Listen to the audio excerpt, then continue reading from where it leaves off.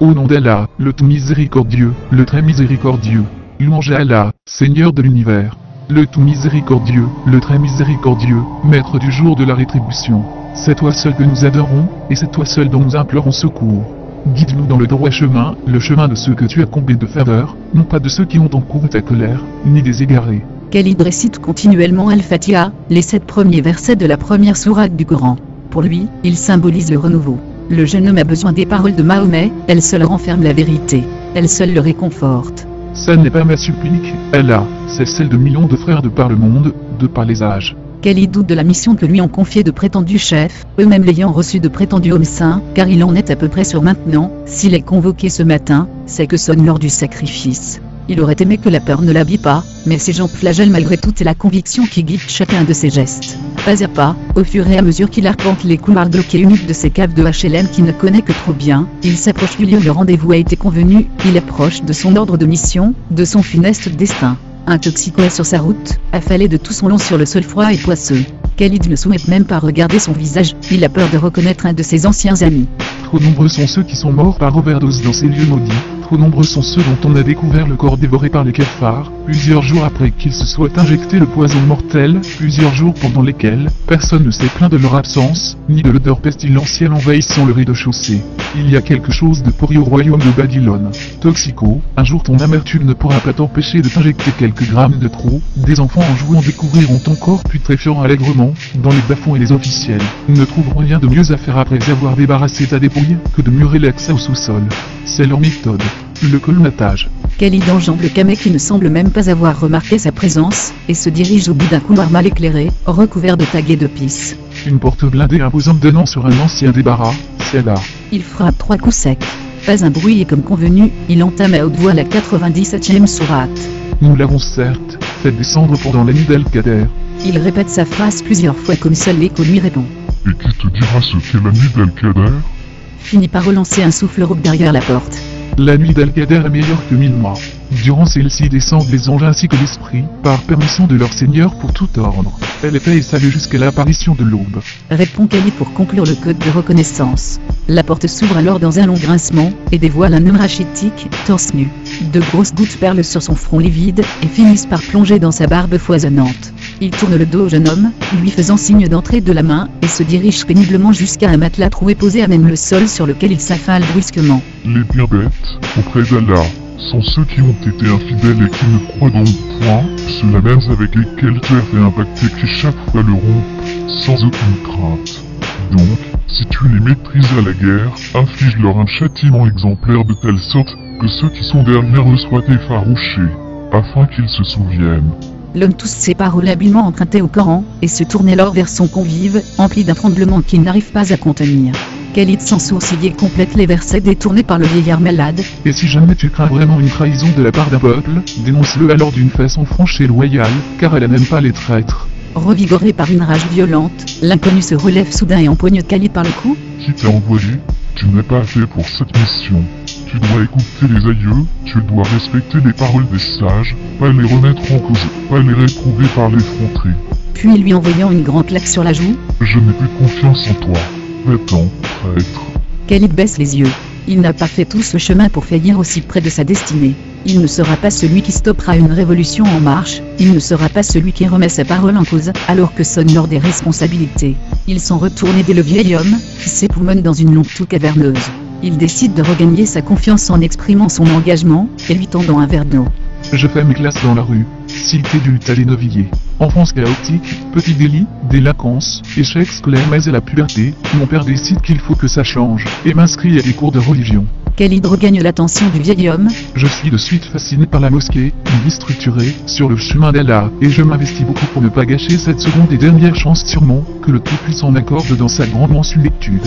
Ne pas montrer que le doute l'habite. Sa crédibilité est en jeu, son honneur aussi. L'imam de mon quartier remarquant à quel point je suis studieux et appliqué dans mon apprentissage de l'islam, me conseille fortement de poursuivre mes classes à l'université théologique de la ville sainte de Qom, en Iran, sa ville d'origine. Le vieillard, apparemment un étranger de confession chiite, n'est pas insensible à l'argument. L'imam me recommande donc auprès d'un de ses amis, professeur dans la dite université. Mes parents sont honorés par cette opportunité, et se sacrifient financièrement, pour que je puisse partir à l'étranger. Béni soit-il. Par conviction je me mêle alors à des élèves activistes, qui m'orientent vers une école plus stricte à l'est dans les montagnes, une madrasa située à la frontière avec l'Afghanistan. Le vieillard n'est pas en forme, il a dû tenir la plante bien trop longtemps, l'endroit est trop humide, trop froid et il se meurt. Les propos de Khalid semblent lui redonner des forces. La discipline et la rigueur, c'est vraiment ce qu'il me fallait. L'islam donne un sens à ma vie.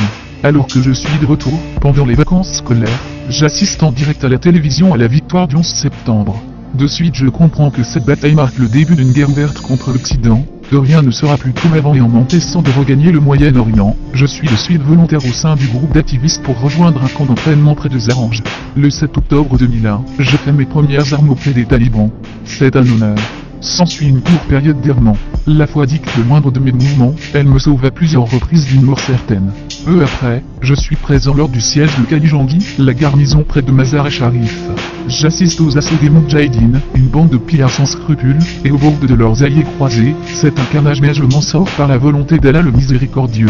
On m'aide à revenir en France, et on finance mon existence. Je deviens officieusement une cellule dormante en attente de missive. Monsieur, je respecte mes aïeux, j'ai l'air jeune mais croyez-moi, j'ai de l'expérience. Je ne sais que trop que les infidèles ont rompu le pacte auquel le Coran fait allusion. Nos frères souffrent. Des terres de l'islam ont été souillées par l'occupation d'impies, des siècles de colonisation insidieuse, de régimes totalitaires à la tête desquels ils placent leurs zones de paille pour nous occidentaliser et dérober nos ressources. Le vieillard pris de panique suite à ce qu'il avait pris pour une volte-face, retrouve une paix intérieure toute relative eu égard au mal qui le ronge. Il se tourne vers le jeune homme et proclame: La récompense de ceux qui font la guerre contre Allah et son messager, et qui s'efforcent de semer la corruption sur la terre, c'est qu'ils soient tués, ou crucifiés, ou que soient coupées leurs mains et leurs jambes opposées, ou qu'ils soient expulsés du pays. Ce sera pour eux l'ignominie ici-bas, et dans l'au-delà, il y aura pour eux un énorme châtiment. Khalid comprenant alors que le moment est venu. Quelle est la mission que je dois accomplir? Le vieillard gagné d'un rire entrecoupé de spasmes, récite alors le 5e verset de la Tawba, celui-là même qui introduit la notion de djihad. Après que les mois sacrés expirent, tuez les associateurs où que vous les trouviez. Capturez-les, assiégez-les et guettez-les dans toute embuscade. Et désignant alors un sac à dos près de la porte. Il y a un téléphone portable dans ce sac. Va-t'en. Nous te tiendrons informé de la cible en temps et en heure. Qu'Allah guide pas, tu entreras d'ici peu dans son royaume en martyr. Khalid passe rapidement les sangles du sac, et s'arnache solidement à lui comme s'il ne devait plus faire qu'un pour l'éternité. Il quitte le vieillard sans un regard, ni un mot, en récitant l'Al-Fatiha plusieurs fois dans sa tête, il sait qu'il ne le reverra pas. Le soldat en mission, le djihadiste qu'il est devenu, referme la porte blindée derrière lui. Il arpente de nouveau, anxieux, les couloirs de la cave, insulte le toxicomane qu'il avait pris en pitié à l'aller, et émerge des dédales puants au bout d'un quart d'heure de marche. Le voilà à Gennevilliers, en plein milieu de la cité du Luth, son ancien quartier, celui d'une vie antérieure. Il parcourt rapidement les barres d'immeubles du regard, et certains souvenirs nostalgiques l'envahissent. C'est une époque lointaine, où les filles ne portaient pas le hijab, où les HLM fraîchement construits, ne portaient pas en eux les stigmates de la détresse sociale, qui n'allait pas tarder à les scarifier inexorablement. Les paraboles étaient textuelles, elles ne garnissaient pas les fenêtres, toutes orientées en direction de la Nouvelle-Mecque. C'est cette élite occidentale se faisant le relais de discours radicaux en provenance du Moyen-Orient exacerbant la haine, distillant des peurs, poussant au repli communautaire. Un repli communautaire que l'on ressentait déjà du fait de la ghettoisation, du parquage. Comment pouvaient-ils oser nous donner l'objectif de l'intégration sans nous en donner les moyens? C'est fou comme on peut avoir un dernier sursaut cryptique, alors qu'on se sait vivre les derniers moments d'une vie. Quelque chose vibre dans le sac, et pris de panique, Khalid se jette à terre. Puis il se souvient du portable, il est dans une des poches en position vibreur. Quelqu'un l'appelle donc il l'empoigne et décroche. Saint-Denis, rue de la République. Juste ces quelques mots rapidement énoncés avec un accent apparemment pas du coin, puis un cliquetis et des bips stridents et froids. Un frisson traverse le corps de Khalid. Cette fois-ci, tout est programmé, mission, cible, compte à rebours. Il est le missile à tête chercheuse, qui vient de quitter le pas de tir, plus rien ne peut l'arrêter, ne lui reste plus que le choix de la trajectoire. Ça sera celle du bus 178 évidemment, comme si le choix était permis. C'est l'heure de pointer le bus est noir de monde. Khalid se faufile au milieu de tous ces gens qui en fin compte lui ressemblent, dont l'histoire n'est pas si différente de la sienne, à 2 ou 3 choix près, et qui dans quelques instants seront des martyrs tout autant que lui. Les commanditaires auraient pu m'envoyer à l'Elysée, j'y serais allé volontiers. Pourquoi faut-il toujours que ça soit les petits blancs qui paient? Écartelé entre réminiscences critiques liées à son éducation française, et automatisme intellectuel acquis dans les madrassas, Khalid se retrouve en plein milieu d'un bombardement de paradoxes. Il se réfugie dans la prière pour dissiper le moindre doute. Au nom d'Allah, le tout miséricordieux, le très miséricordieux, par le ciel aux constellations, et par le jour promis, et par le témoin et ce dont on témoigne, périssent les gens de Lugdud par le feu plein de combustible. Cependant qu'ils étaient assis tout autour, ils étaient ainsi témoins de ce qu'ils faisaient des croyants, à qui il ne leur reprochait que d'avoir cru en Allah, le puissant, le digne de louange, auquel appartient la royauté des cieux et de la terre. Allah est témoin de toutes choses. Il balance la tête de l'avant vers l'arrière puis de l'arrière vers l'avant de manière frénétique. Perdu dans ses luttes internes, dans l'incohérence des états poreux de sa pensée, il ne voit pas que les usagers le fichent du regard. Lorsqu'il s'en aperçoit, il change d'attitude aussitôt pour ne pas éveiller les soupçons. Mais le voilà déjà à la gare RER de Saint-Denis. Il descend du bus emporté par le flot humain. Il marche à présent en direction de la rue de la République. Il ne prendra pas le tramway. Et durant ce sursis qu'il s'accorde, en laissant vagabonder son regard sur les affiches pour les élections à venir, voilà qu'il se remet à penser à l'Iran, à l'Afghanistan. Qu'il revoit ces foules s'arrachant les photos des mollahs et de Ben Laden dans les souks, alors que la représentation est interdite par l'islam pour éviter l'idolâtrie. Il n'y a pas d'icône devant laquelle tu te prosterneras. Allah n'en est pas. Ces meneurs de troupes ne sont que des usurpateurs, des manipulateurs. Ils utilisent le Coran pour épancher leur soif de pouvoir, pour arriver à leur fin. Maudit soit-il. Une masse compacte stagne sur la voie piétonne et commerçante de la rue de la République. C'est la période des fêtes et après le boulot, tout le monde se rue pour acheter des cadeaux. Kelly traverse la foule des inconnus en empoignant les sangles de son sac, à l'affût du moindre signe. Les gens le bousculent, il les bouscule. La politesse n'est pas de rigueur dans ce magma de vie, que le chaos d'une explosion pourrait embraser. Kelly imagine la foule hystérique, les plus faibles piétinés. Il ne défend à présent aucun discours, il œuvre pour ses idéaux. La sonnerie du portable résonne alors. Prends le métro, ligne 13 de la Basilique jusqu'à Clémenceau, puis ligne 1 jusqu'à la Défense.